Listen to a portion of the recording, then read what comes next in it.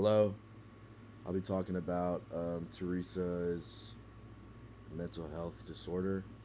Um, and to start it off, I do agree that with the diagnosis of body dysmorphic disorder, um, because Theresa's symptoms match those listed in the DSM-5 TR, namely, um, so preoccupation with one or more perceived defects or flaws in physical appearance that are not observable or appear slight to others. So for Theresa, her breasts, she has an obsession with supposed flaws in her breast that the people around her, her friends and family, and doctors don't see. Um, at some point during the course of the disorder, this individual has performed repetitive behaviors or mental acts in response to the appearance concerns. I think you could talk about 13 breast augmentation surgeries seems like repetitive behaviors to me. Um, you know, compulsive augmentation of the flaw that she finds.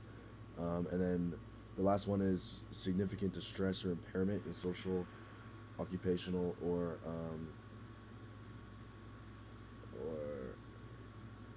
those kind of circumstances.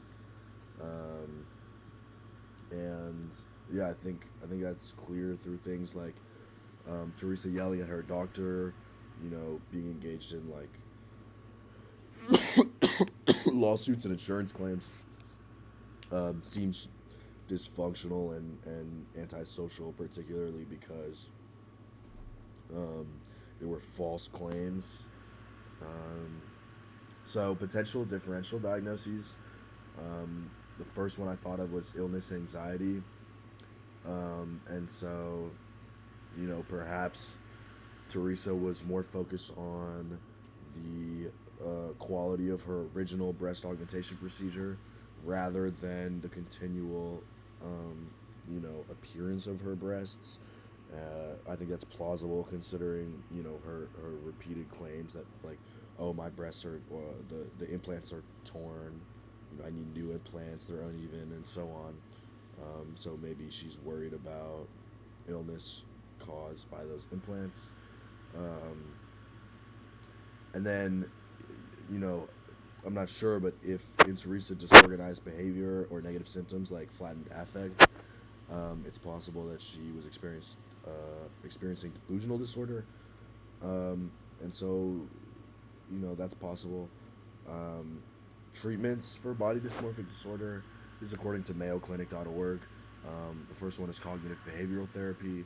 So things like challenging those negative thoughts about body image and learning alternate ways to deal with those compulsions could really help.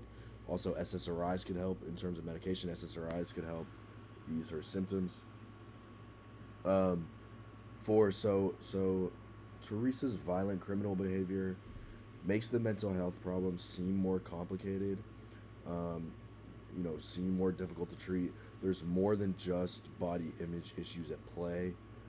Additionally, it seems that Teresa has very little insight about the delusional nature of her body image issues, meaning that introspection will have to be developed anew in the therapeutic process.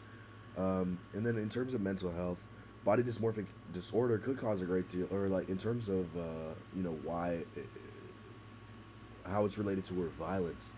Body dysmorphic disorder could cause a great deal of frustration and anger. Without the insight to realize the delusional nature of your thoughts, that anger and frustration can manifest into violent actions against the self or others.